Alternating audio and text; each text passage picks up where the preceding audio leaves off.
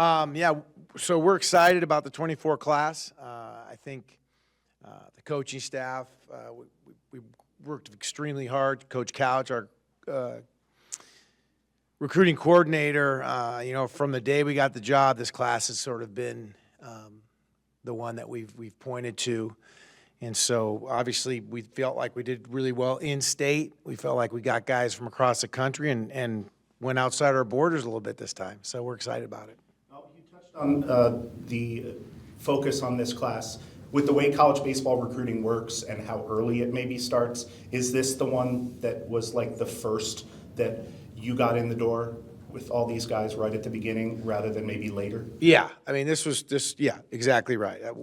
Probably as well said as anybody could say it is, yeah, when we first got the job, this was the class that we, started with. We were trying to fill in 22, fill in 23. But yeah, the 24. Now, the way the rules have changed, we basically will start the 26 class next August. So it's a totally different game. So we've been recruiting hard with trying to fill out our 25s, but still finishing up this 24 class this last month. Looks like this is a little bit more position player oriented than some of the recent ones, which have been kind of maybe more pitching. Right. Is that just because of how you foresee the roster evolving over? You know what? I can't say that's the reason. I mean, it just fell out that way. We just recruit the best players, whether they're pitchers or position or pitchers, then we can. So I still think there's. Like you guys just said about quality, there's a huge quality of pitchers here that have a chance to, go pretty high in the draft also. Is there also the fact that with the portal, and I believe you added a couple guys to the freshman class for this upcoming team in the summer, right? That this isn't the end of what you would be doing. No, not at all. And, there'll be a couple more junior college guys we look at when they perform in the spring. That's one place, and then the portal, and the portal is proving to be tough sledding. I mean, to be frank with you, it's we went for a lot of high level portal players this year and missed out, mainly because of better NIL opportunities. They went to other places, but we would rather have the core of our class come from the high school ranks, but we're not foolish enough to think that we can't get into the portal, and we need to get some high-level guys in the future. This is a very Arizona-heavy class. Why is that important? I just think, like we just talked about when we first got the job, that was for sort of the first place we went, was in state and looked around. And this happened, this 24 group, there was a lot of really, really good players that were available in the state, and we were very aggressive with them. Can you tell us about Salvador Valenzuela? Well, Sal, obviously, the Nogales high grad. He is a left-handed pitcher who strikes a lot of guys out. He's really got a good arm. He's, and again, a guy we committed as a young kid. And so when you commit those guys, you're wondering, is he going to get better? We're hoping. Is he going to fall back? Is he going to stay the same? And he has gotten better and better. And I think our new pitching coach, Kevin Vance, sees a lot of growth ahead of him. Right now, he's pretty much doing it with a fastball, getting a bunch of guys out. He did it in the area code games against really good hitters, struck a bunch of guys out. But I think once we get him a better breaking ball, he's going to be, a guy that's, as he gets bigger and stronger too, which he has continued to grow, which is great. How much has Vance and John DeRuin been involved in this class, or did they come on a little too late? I think on the JC side, whether, we still have a few more guys that, we can't talk about yet. On the JC side of it, and they're still looking. They look on a daily basis at guys, and if there's anybody we need to add. But we're very comfortable with this group coming in next year and contributing. With someone like Sugimoto, yes, he didn't look like he had a lot of stats. I'm guessing this is more of a projection based on his. Yeah, he did a good job.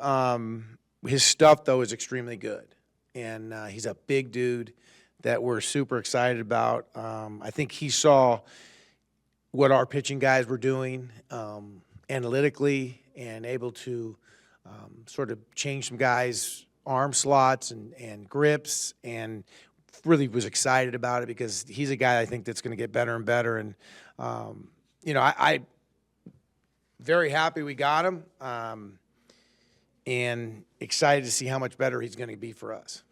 A Japanese player who played high school in Canada, but how does a French player end up in Douglas playing at Cochise? Yeah, I asked that same question.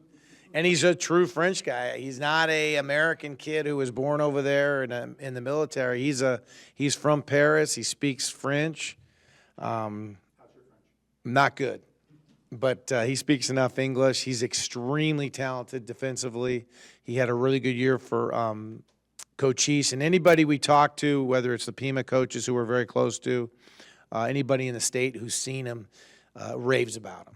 So we're excited. He could come in right away and play in the middle infield for us. How do you pronounce his name? Matisse Morant. Yeah. So you have obviously a couple internationals and some pretty high-profile players, like you talked about, like guys who could be drafted.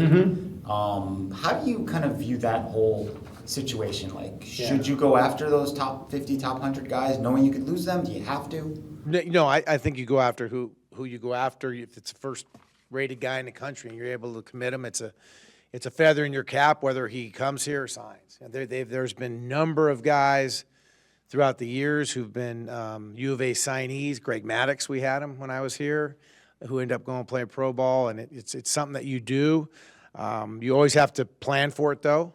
Obviously, you have to have guys that are going to fill in and guys that can compete if these few guys may get drafted and signed. But no, we're excited. I mean, you guys haven't even asked me about Gunnar Guile from South Point High School. Now he's at IMG, but that's another one we got as a youngster, and he's continued to get better, and I think projects into being a big-time power hitter for us. But is he someone that potentially also could get? We'll see. We'll see. He's not as highly, on the pro scale yet, but I think he's going to have a great spring, which being at IMG in Florida it could hurt us a little bit.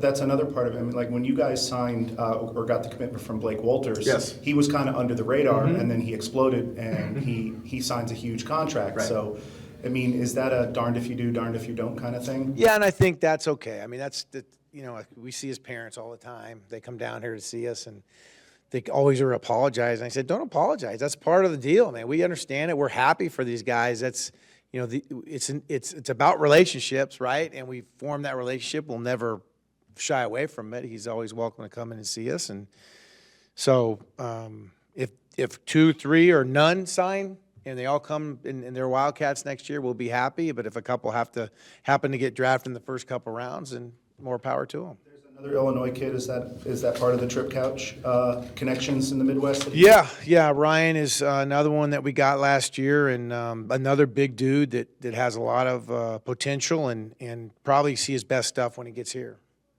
Tyler and Mason Russell twins, or? Yes. They are?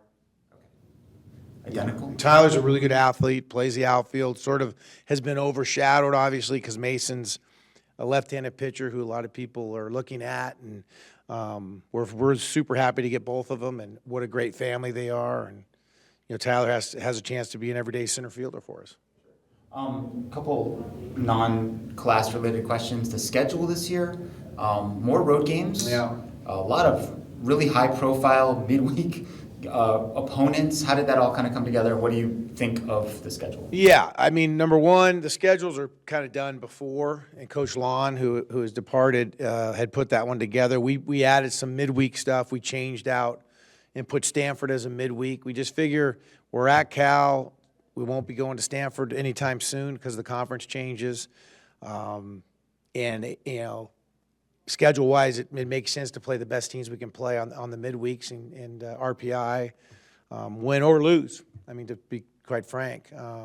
So we're excited for that. I think that the tournament in Frisco is going to be interesting. We'll play TCU while we're there.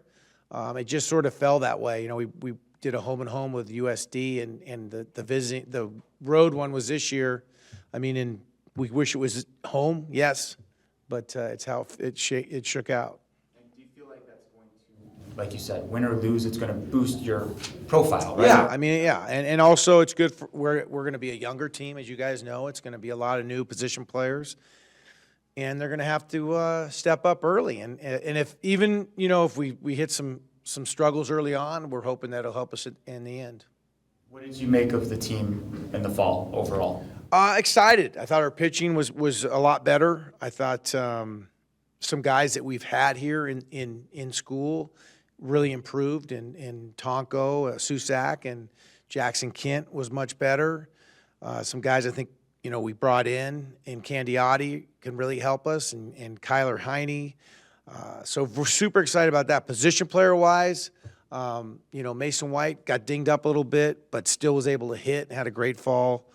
He's going to be our cornerstone player. This guy's going to be a really good player here for the next 2 years and hopefully be a high draft pick. But it's going to be fun when we get back. We have, that 14, 15 inner squads we'll play to try to figure out the rest of the lineup. But I think more athletic, more running, maybe some bunting, hitting, run, just a different, a little bit like the Diamondbacks. Maybe we'll look like them a little bit. Is this season going to be a little bittersweet for you with the end of the Pac-12 and moving to another conference, considering you played in it and the glory days and all that? Is it just weird to you? Yes, for sure. I mean, it's tough. Like as you said, I grew up and it was the Pac-8 as a kid, so I've been here a long time in this conference. So a lot of great baseball over the years, national champions, a lot of big leaguers. So it's a sad time, but we're going to enjoy this year. We're going to celebrate it. We're going to make it the best we can for our players and their experience, and hopefully, win a Pac-12 title to end it. And then we move on, and we're excited for that side of it too. It's a whole new adventure. Assuming that Mason's arm recovers fully, what position do you envision him? Shortstop. Yeah. Is there any thought to putting him at second because it Yeah, would I be mean, less strain on his arm? let's just see where. Yeah, I mean, no, because I think that injury will be 100% solved by the time we get to the spring. So I'm not worried about the arm health, and if that's an issue, then we would think about that, of course. What position do you envision Tommy playing? Well, he's going to play some first. He's obviously really good at first base. We're going to try to get him behind the plate a little bit next. He kind of dinged his arm up too, so he didn't catch much towards the end. So he's throwing actually now. Mason will start throwing next week. But Tommy's throwing. He's good to go. I'd like to get him back behind the plate some, but Blake McDonald, transfer from St. Mary's College, and Adonis Guzman from Boston College have both been really good back there. And first base, quite frankly, we got some young kids and some guys we can stick there, but Tommy's so experienced there, it might be the spot he ends up most of the time. When do you get to have them back together as a team? The 10th of January. I mean, we have them as a team right now. I mean, we start at 2:00 today, so we do our little hour workouts with them right now. Like as far as the the organized 10th. practices and all that, okay. How do you see third base? It's going to be interesting. A lot of guys. In fact, I'm going back over there to hit ground balls and do a lot of drills, and there's probably 6 guys that are in the mix there. Maddox Mihalakis was a guy that he's got big power, left-handed hitter, but he again got hurt this fall, didn't play much. So we'll see where he ends up. Andrew Kane from Ironwood Ridge has had a great fall, looked good. It's an important position defensively.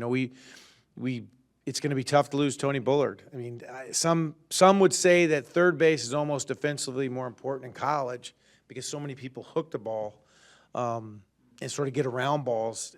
And in our ballpark, if it gets by you at third base, it could be a triple. So we have to have somebody who can really catch a ball. So and Xavier Esker has shown he can catch a ball at second, short, and third. There's just going to be maybe early in the year a lot of guys over there just auditioning. A side thing, how surprised or maybe not surprised were you that Nick McClary went and got himself AAA at-bats as his first year of professional baseball? I was not surprised. The only thing I was surprised about was when he finally got to play in A-ball. He made his first game, he made 2 errors. That was the only thing that surprised me. And then after that, he was nailed. So he's going to end up in the big leagues at some point. Do you know who the 6 to 8 or more guys who are going to be stretched out as potential starting pitchers are? We have an idea, but we're still being talked about because some of those guys, we'll stretch them a little bit, but we're trying to figure out if some of the guys that we started in the past might be better off, pitching out of the bullpen. So we're kind of, obviously I said Kent. Tonko's one of those guys that's sort of going back and forth with. Candiotti will be stretched out. Walty. Zastro's another one. Zastro's another one that maybe he's better off coming out of the pen a couple times a weekend. But Walty was so good when he started last year when he was healthy, and he was that way this fall. So he's another one. Dawson Nets is one that we're sort of going back and forth on. It's interesting with a new pitching group, coaching group, just the ideas and looking at some of the analytics and the metrics that maybe these people fit in better in these roles. Do you still want multiple starters who can go 6 to 7 innings, or are you thinking more maybe in terms of, I don't know, 3-3-3 or? Yeah, we could do that, obviously. I'd like to have a Friday guy that went 6 innings.